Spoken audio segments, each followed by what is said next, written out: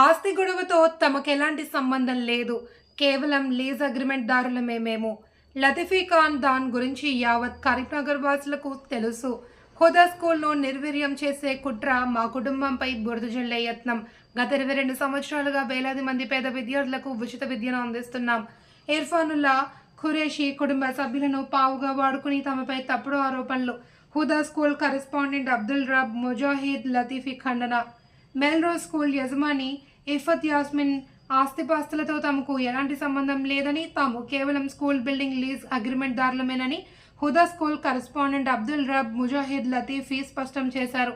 ఆదివారం హుదా స్కూల్లో ఏర్పాటు చేసిన విలేకరుల సమావేశంలో ఆయన మాట్లాడుతూ, లతీఫీ కుటుంబ నేపథ్యం ఎలాంటిదో కరీంనగర్ వాసులందరికీ తెలుసు అని, దివంగత ఇర్ఫానుల్లా ఖురేషీ కుటుంబాన్ని అడ్డుపెట్టుకుని పావులా వాడుకుంటూ ప్రైవేట్ స్కూల్ యాజమాని అతడి తమ్ముడు కలిసి తమపై చేపించిన ఆరోపణలను ఖండించారు. తమను హుదా మాఫియాని, కబ్జాదారులమని సోషల్ మీడియాలో అబద్ధాలు ప్రచారం చేస్తున్నారు అని అన్నారు. స్కూల్ బిల్డింగ్లోకి ఉండే మాదిరిగా ఇంతలోనే బిల్డింగ్ ఓనర్ ఇఫర్ యాస్మిన్ అకాల మరణంతో వీళ్ళంతా తెర మీదకి వచ్చి కపట నాటకాలు ఆడుతున్నారన్నారు.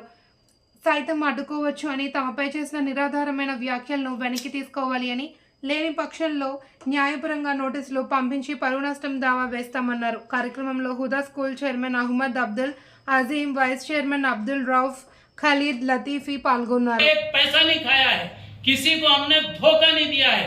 आज हमको इस नाम से बदनाम किया जा रहा है.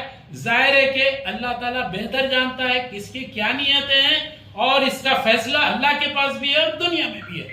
बस हम इतना ही कहना चाहते हैं.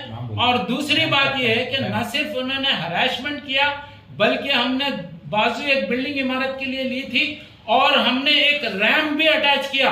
तकरीबन 1.5 से 2 लाख रुपए का खर्च हुआ. उस रैम्प को हमने पर्सनली मिनहाज नामी शख्स से जो है हमने बताया कि वो कट ना करवाएं, और उसके पूरे फोटोज हमारे पास मौजूद हैं. इलीगली जो है उसको कट किया गया, कट करके फेंक दिया गया. ये भी हम सीएम साहब की नॉलेज में हम ला चुके हैं और हम ये पिटीशंस भी दाखिल कर चुके हैं. बहरहाल हम भी आवाम से गुजारिश करते हैं कि आवाम भी हमारा साथ दें. 800 बच्चों के मुस्तकबिल, मैं पूरे हुदा स्कूल के पेरेंट्स से भी गुजारिश करता हूं कि वो भी हमारे, वो घबराए नहीं. इन लोगों के डराने धमकाने से आप लोग घबरा कर ये ना समझे कि क्या मसला खड़ा हो गया, बल्कि आप पूरी तरह स्टैंड लें, खड़े हो जाएं हमारे साथ, हक के साथ खड़े हो जाएं. पूरे पेरेंट्स खड़े हों, पूरे बच्चे खड़े हों, और करीमनगर के अवाम भी खड़े रह जाएं हमारे साथ. और पूरे हम हर फर्ज से जो यहाँ के मोतबर लोग हैं, जो अच्छी तरह से जानते हैं ये सारे हकायक को, हम भी उनसे गुजारिश करते हैं कि हमारा इस ज़िमन में फुल सपोर्ट करें. आपका नाम बोलिए. मेरा नाम अब्दुल रब लतीफी है. मैं सेक्रेटरी एंड करेस्पॉन्डेंट हूँ, और मेरे साथ जो 2 लोग भी बैठे हुए हैं ये भी पूरी तरह से कार्रवाइयों में शरीक हैं. अहमद अब्दुल अजीम साहब और अब्दुल रऊफ लतीफी साहब. और हमारे पूरे 22 साल के रिकॉर्ड को ये लोग खराब करना चाहते हैं. जाहिर है कि इनके कहने से हमारा कोई रिकॉर्ड खराब नहीं होगा. अवाम अच्छी तरह से हमको जानते हैं, और ऐसे 10 वीडियो भी अगर ये लोग वायरल कर लें हमको कोई फर्क पड़ने वाला नहीं है. हम मुतमईन हैं, अल्लाह हमारी मदद करने वाला है, जरूर और जरूर करेगा, हक का साथ देगा. बिस्मिल्लाहिर्रहमानिर्रहीम. मेरे सीधी जानिब अहमद अब्दुल अजीम साहब प्रेसिडेंट हैं. मेरे बाएं जानिब जनाब अब्दुल रऊफ लतीफ़ी साहब वाइस प्रेसिडेंट है, और मैं secretary and correspondent Huda high school. हम तकरीबन 2002 से हुदा हाई स्कूल चला रहे हैं, और अल्हम्दुलिल्लाह पूरे शहर में हमारा अच्छा रिकॉर्ड है. और यहाँ हमारे मुद्दत एग्रीमेंट की 1.5 साल पहले ख़त्म हो चुकी है. उसके बावजूद यहाँ के ओनर ने हमें मुद्दत दी, जिसकी वजह से हम 1 साल से बिल्डिंग्स की तलाश में थे. हमें बिल्डिंग नहीं मिली. उसके बाद ये जनाब रियाज साहब मरहूम मेलरोज़ स्कूल चलाया करते थे, उनकी बिल्डिंग के सिलसिले में मालूम हुआ कि वह खाली है. तो रियाज साहब का इंतकाल हो चुका. उनकी अहलिया इफ़त यास्मीन साहबा से हमने बातचीत की, और उन्होंने कहा कि रशीद साहब मेन इसके रियाज साहब के दोस्त हैं, उनकी मौजूदगी में गुफ्तगू करूँगी. ये कोर्ट में रिटायर्ड एम्प्लॉई थे, اور سمیر صاحب جو ان کو پال لیا گیا تھا اس وقت یاسمین صاحبہ کی جانب سے، تو ان کی موجودگی میں یہ اگریمنٹ ہمارا طے ہوا۔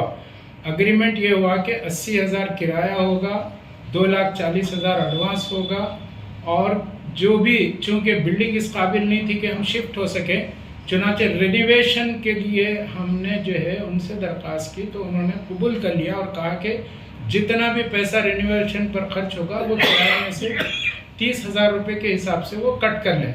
لہٰذا یہ اگریمنٹ ہمارا 30 مارچ کو ہم نے گفتگو کی اور طے کیا، اور 15 اپریل کو ہم نے پیپر تیار کیا، اور یہ رشید صاحب ہی نے اپنے گھر پر ایگزیکیوٹ کیا اس کو، اور کوئی دوسرے آدمی نے نہیں کیا، اور انہی کی موجودگی میں عفت یاسمین صاحبہ کی دستخط اور ہماری دستخطیں ہوئی، اور پھر سمیر گواہوں میں رشید صاحب بھی ہیں، یہ پوچھا جا سکتا ہے ان سے بھی، اور یہ ہمارا اگریمنٹ تیار ہوا۔ ہم کو قبضے میں انہوں نے عمارت دے دی اور ہم نے کام شروع کیا۔ اپریل سے تقریباً ہم کام کر رہے ہیں، انجینئر سے کانٹریکٹ ہوا، پورے لوگ موجود ہیں کام کرنے والے، پورے گواہ ہیں، اور پورے محلے میں گواہ ہیں جو کام ہو رہا ہے۔ بازو بھی ہم نے ایک بلڈنگ عمارت لی ہے، اس میں بھی کام چل رہا ہے، لیکن عفت یاسمین صاحبہ کا اللہ ان کی مغفرت فرمائے، اچانک 7 سپٹمبر رات 2:30 بجے انتقال ہوا۔